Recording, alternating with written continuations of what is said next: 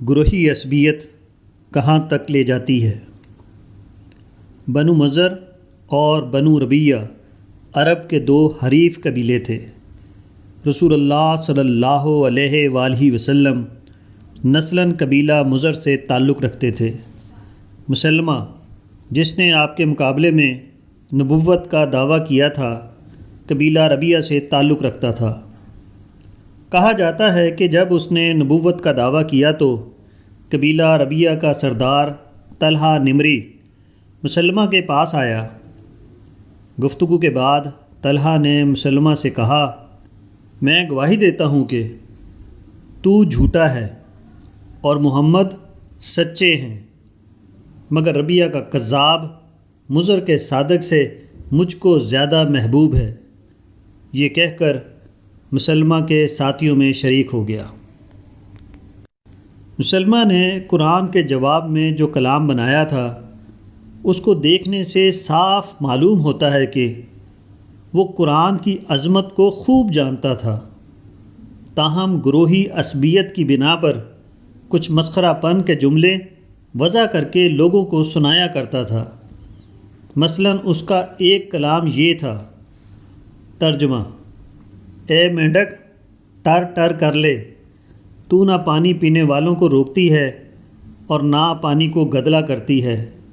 زمین عرب آدھی ہم ربیہ والوں کی ہے اور آدھی قریش کی، مگر قریش تو زیادتی سے کام لے رہے ہیں۔ انسانوں کی ایک قسم یہ بھی ہے۔ عمر بن ربیہ ایک شاعر تھا جو زیادہ تر عشقیہ مضامین نظم کرتا تھا، حتیٰ کہ شریف خاندان کی عورتوں کا نام لے کر ان کے بارے میں عریاں اشعار کہنے لگا۔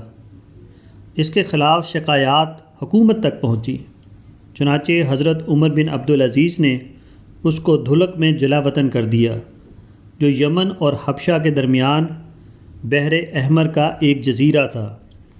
وہ عین اس رات کو پیدا ہوا جس رات کو حضرت عمر فاروق رضی اللہ تعالی عنہ نے انتقال فرمایا۔ لوگ اس کے بارے میں کہا کرتے تھے، کتنا بڑا حق اٹھ گیا اور کیسا باطل اس کی جگہ آ گیا۔ انسانی اندازے کتنے غلط ہوتے ہیں۔ عبداللہ بنت ابی حسیمہ بیان کرتی ہیں کہ ہجرت حبشہ کے وقت وہ سفر کی تیاری کر رہی تھیں۔ عمر بن خطاب جو اس وقت تک اسلام نہیں لائے تھے، ادھر سے گزرے۔ اس وقت تک وہ مسلمانوں کے اوپر ظلم کرنے میں انتہائی سخت تھے۔ عمر نے کہا، اے عبداللہ، کیا روانگی ہو رہی ہے؟ عبداللہ نے کہا، خدا کی قسم، ہاں، تم لوگ ہمارے اوپر مصیبت ڈال رہے ہو، ہم خدا کی زمین میں نکل جائیں گے، یہاں تک کہ اللہ ہمارے لیے کوئی گنجائش پیدا کر دے۔ عمر نے یہ سن کر کہا، خدا تمہارا ساتھ دے۔ یہ کہتے ہوئے ان کی آنکھوں میں رقت طاری ہو گئی۔ یہ کہہ کر وہ چلے گئے۔ اس کے بعد عبداللہ کے شوہر آئے جو کسی ضرورت سے باہر چلے گئے تھے۔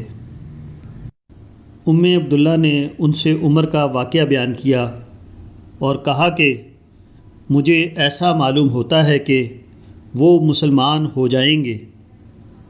ان کے شوہر نے کہا، یہ شخص اسلام قبول کرنے والا نہیں، یہاں تک کہ خطاب کا گدھا بھی مسلمان ہو جائے۔ مگر یہی عمر بن خطاب اس کے تھوڑے دنوں بعد مسلمان ہو گئے اور انہوں نے اسلام کی نئی تاریخ بنائی۔ انسان اکثر اندازہ کرنے میں غلطی کرتا ہے، اگرچہ ہر آدمی یہی سمجھتا ہے کہ اس کا اندازہ بالکل درست ہے۔ سیاست کے لیے جوش و خروش، دعوت کے لیے سرد مہری۔ ضیاء الدین احمد برنی مولانا محمد علی جوہر کے رفیق خاص تھے۔ وہ اپنے ایک مضمون میں لکھتے ہیں، جنگ طرابلس اور جنگ بلقان نے مولانا محمد علی جوہر کو بہت پریشان رکھا۔ وہ ترکوں کی پے در پہ ہزیمتوں سے بے حد مغموم تھے۔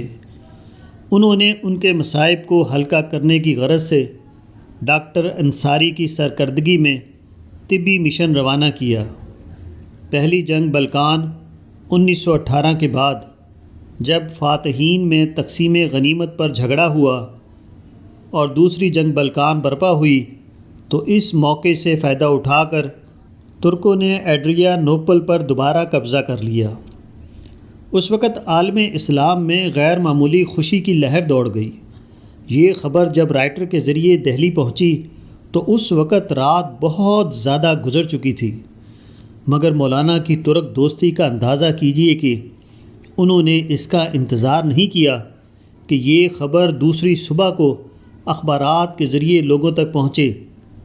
چند رفقۂ کار کو لے کر سیدھے جامع مسجد پہنچے اور راستے بھر چلا کر مسلمانوں کو یہ روح افزا خبر پہنچاتے رہے۔ نا وقت ہونے کے باوجود جامع مسجد میں ہزارہا آدمیوں کا اجتماع ہو گیا۔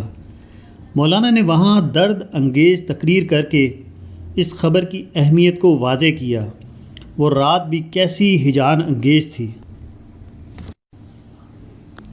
ہماری جدید تاریخ اس قسم کے واقعات سے بھری ہوئی ہے جو بتاتے ہیں کہ سیاسی اور جذباتی امور کے لیے مسلمانوں میں کس قدر جوش و خروش پیدا ہو گیا تھا، مگر خدا کے دین کو خدا کے بندوں تک پہنچانے کے لیے ان میں کوئی تڑپ پیدا نہیں ہوئی۔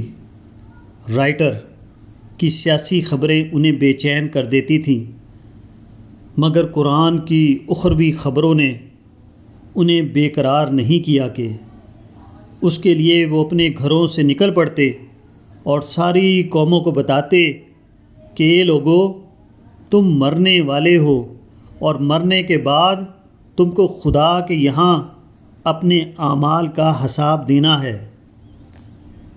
موجودہ زمانے میں بے شمار قربانیوں کے باوجود مسلمانوں کی بربادی کی واحد وجہ یہی ہے کہ انہوں نے پیغام بری کا وہ کام نہ کیا جو خدا نے ان کے اوپر فرض کیا تھا، اور ظاہر ہے کہ جو خادم اپنی اصل ڈیوٹی سے ہٹ جائے وہ خواہ کسی اور کام میں کتنی ہی جانفشانی دکھائے، بہرحال وہ سزا کا مستحق ہوگا نہ کہ انعام کا۔